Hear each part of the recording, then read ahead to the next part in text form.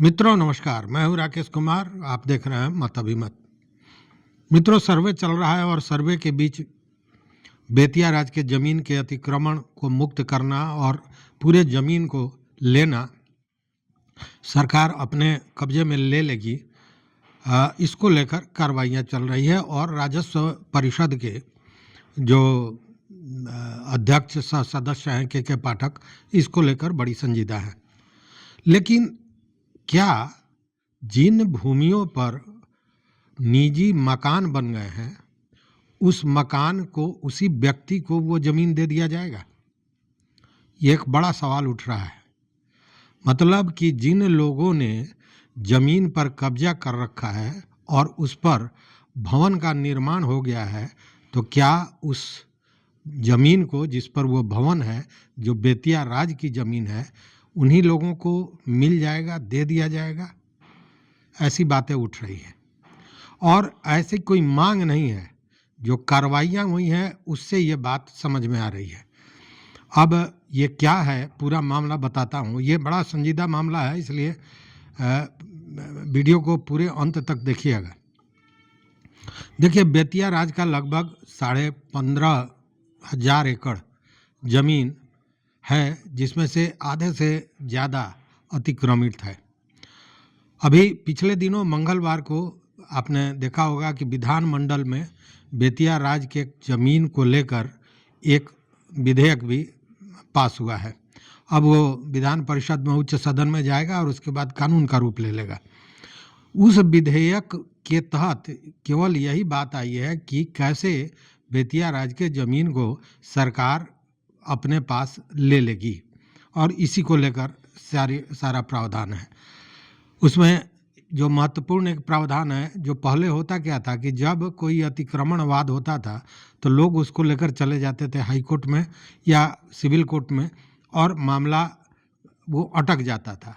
तो इस जो विधेयक है, इसमें यह भी दिया गया है कि जो मामले होंगे उनका निपटारा जिला स्तर पर जिलाधिकारी करेंगे और राज्य स्तर पर परिषद करेगा, खुद राजस्व परिषद करेगा।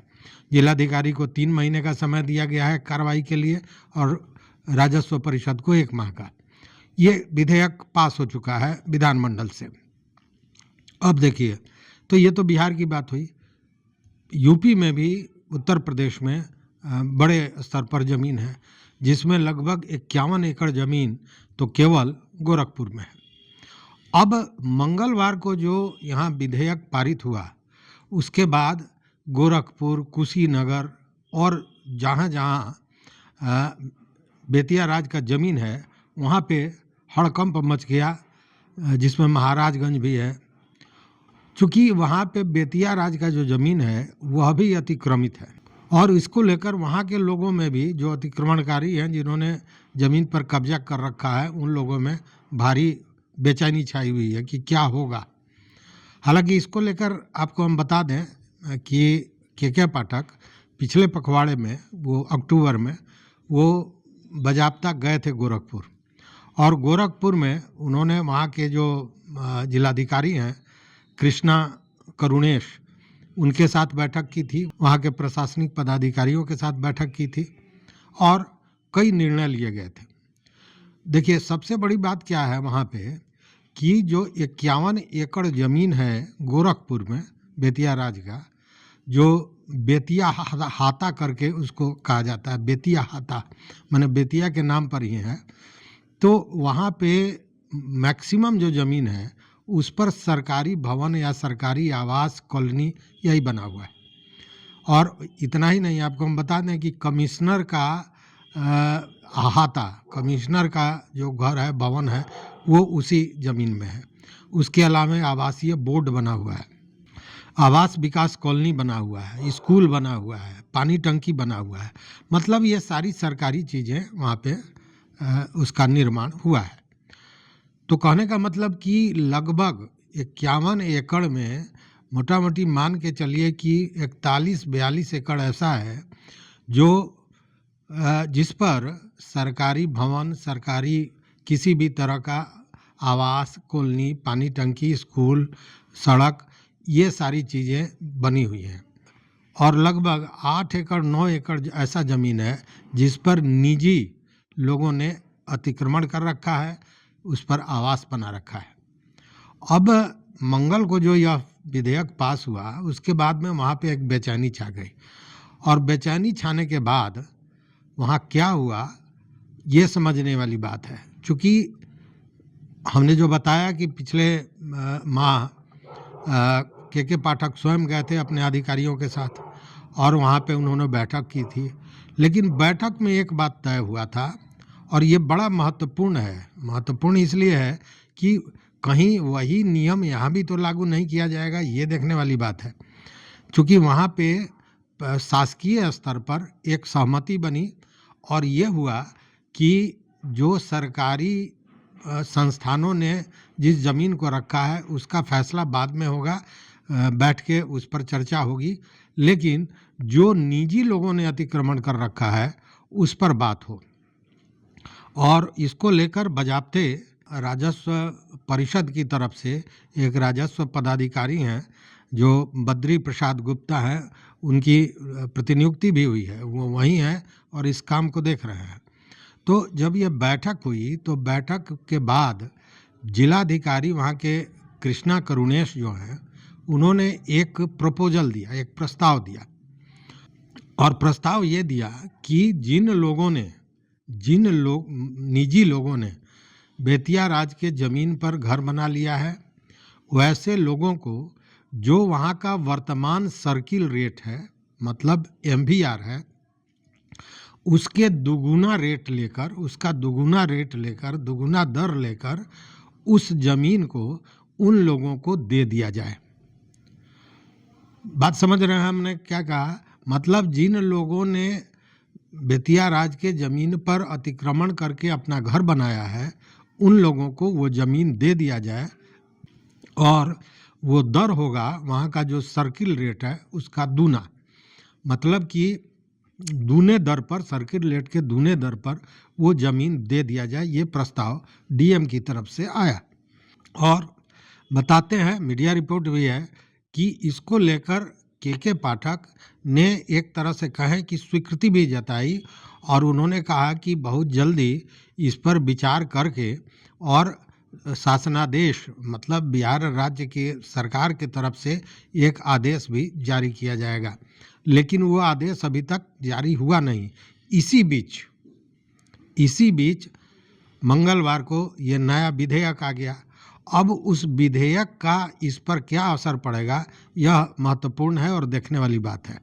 लेकिन इसको लेकर जब बद्री प्रसाद गुप्ता जो वहाँ के राजस्व पदाधिकारी हैं, उनसे पूछा गया तो उन्होंने यही कहा कि देखिए, अभी तक जो विधेयक पास हुआ है उसकी पूरी कॉपी, उसका क्या मसौदा है वो हमारे पास नहीं आया है, वो आएगा तो उसके अध्ययन के बाद ही हम लोग तय कर पाएंगे कि आगे क्या करना है। लेकिन ये सारी चीज़ आपको जो बताए हैं उसके पीछे जो कारण है कि एक जो बात उठी, प्रस्ताव आया जिलाधिकारी की ओर से गोरखपुर के, और उसको मीडिया रिपोर्ट के अनुसार के पाठक ने मान लिया, एक तरह से स्वीकृति जताई, और उसी पर उन्होंने कहा कि आश्वासन दिया था कि इस संबंध में जल्दी ही बिहार सरकार से जरूरी कार्रवाई कर शासनादेश, राज्यादेश लाया जाएगा, एक आदेश दिया जाएगा, जारी किया जाएगा। लेकिन इसी बीच ये विधेयक आ गया। ऐसे वहाँ के ज़मीन के नापी वापी के लिए बाज़ाब्ता 4 अमीन की प्रतिनियुक्ति भी हो रही है, जो जिलाधिकारी जो वहाँ के हैं उनके यहाँ अपना योगदान देंगे, और ये गुप्ता जी जो हैं, बद्री प्रसाद गुप्ता, उनके आदेश के अनुसार वो वहाँ पे नापी का काम करेंगे। तो मापी भी शुरू हो गई है। लेकिन आज जो मैं ये वीडियो बना रहा हूँ उसके पीछे कारण ये है कि ये जो पैनिक फैला हुआ है, खासकर मोतिहारी में, पूर्वी चंपारण, पश्चिमी चंपारण, मुजफ्फरपुर, या जो 6 जिलों में, बिहार के 6 जिलों में ज़्यादा संपत्ति है बेतिया राज की। मैंने पिछले दिनों बताया भी था कि इसी खरीद बिक्री के चक्कर में ज़मीन की खरीद बिक्री भी बढ़ गई है। राजस्व इस बार जो लक्ष्य था उससे ज़्यादा संग्रहण हुआ है। तो वो जो पैनिक है उसमें ये एक बहुत बड़ी खबर है, और बहुत बड़ी खबर इसलिए है कि क्या उसी तरह यहाँ जिन लोगों ने कब्जा करके घर बना लिया है उनसे भी पैसा लेकर, मतलब जमीन की कीमत लेकर ये जमीन दिया जा सकता है, ऐसा हो सकता है। और ऐसा होने के पीछे एक बड़ा कारण यह है कि जितने घर, हमने बताया था उस दिन कि लगभग 50,000 परिवार ऐसा होगा जो प्रभावित होगा, तो वह उतने बड़ी संख्या में बनाए हुए घर को और तमाम जो बिल्डिंग हैं उनको तोड़ना इतना आसान नहीं है, अतिक्रमण मुक्त कराना इतना आसान नहीं है। उस स्थिति में अगर सरकार इस तरह की कुछ योजना लाती है, जैसा यूपी में वहाँ के जिलाधिकारी द्वारा प्रस्ताव दिया गया है, तो निश्चित रूप से एक बड़ी राहत लोगों को मिलेगी और लोग माने बेघर होने से भी बच जाएंगे। बहुत लाखों करोड़ों का जो संपत्ति है, जो अट्टालिकाएं बन गई हैं, उसके टूटने का डर समाप्त हो जाएगा, उसकी क्षति नहीं होगी।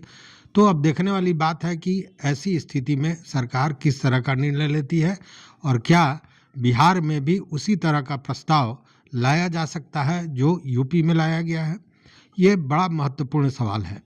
अब देखने वाली बात है कि जब विधेयक पास करके अब देखने वाली बात यह है कि विधेयक विधानमंडल में पास हो गया है, अब उच्च सदन से पास होकर जैसे कानून बनता है और उसका मसौदा बाहर आता है, तब पूरी बात समझ में आएगी लोगों को कि इसके तहत क्या क्या हो सकता है। लेकिन जो जिस्ट सामने आया था उसमें तो सबसे बड़ा जो चीज़ यही है कि अब आप सिविल कोर्ट में जाके मामले को फंसा नहीं सकते हैं। सुनवाई दो ही स्तर पर होनी है, जिलाधिकारी स्तर पर और राजस्व परिषद के स्तर पर।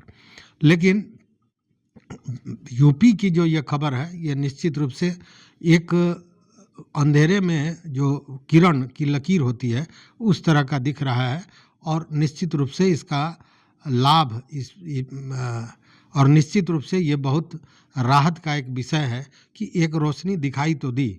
आगे देखने वाली बात है कि सरकार क्या निर्णय लेती है। के पाठक ने जब ये ठान लिया है तो अतिक्रमण मुक्त तो होना है और वो सारे ज़मीन को राज्य सरकार के अधीन ले लेंगे, इसमें भी शक नहीं है। लेकिन बहुत सा ज़मीन अभी भी खाली है, तो उसको लेने में कोई दिक्कत नहीं है। उसका काम, जैसे मंत्री महोदय ने कहा कि उसमें school, college, engineering college, medical college आदि आदि जो सरकार खोलना चाहती है खोलेगी। लेकिन जिस पर बन गया है, अगर उसको उन्हीं लोगों को दे दिया जाता है, शर्त चाहे जो हो, सर्किल रेट का दोगुना हो या सर्किल रेट पर हो, तो निश्चित रूप से एक राहत की बात होगी। तो ये बड़ा महत्वपूर्ण विषय था, इसलिए मैंने सोचा कि इसको लेकर आप मित्रों को इसकी पूरी जानकारी दी जाए। अब आपसे निवेदन यह है कि पहली बात तो चैनल को अगर आपने सब्सक्राइब नहीं किया है तो सब्सक्राइब कर लीजिए और साथ में इस विषय पर अपना विचार जरूर दीजिए कि किस तरह का प्रस्ताव आना चाहिए, क्या होना चाहिए, क्योंकि बड़ा महत्वपूर्ण है। और जब जनता आवाज़ उठाती है तो वो आवाज़ सरकार तक भी जाती है, हमारी बातें भी सरकार तक जाती हैं। तो निश्चित रूप से इस पर अपना कमेंट दीजिएगा हमारे कमेंट बॉक्स में। बहुत बहुत धन्यवाद, बहुत बहुत धन्यवाद।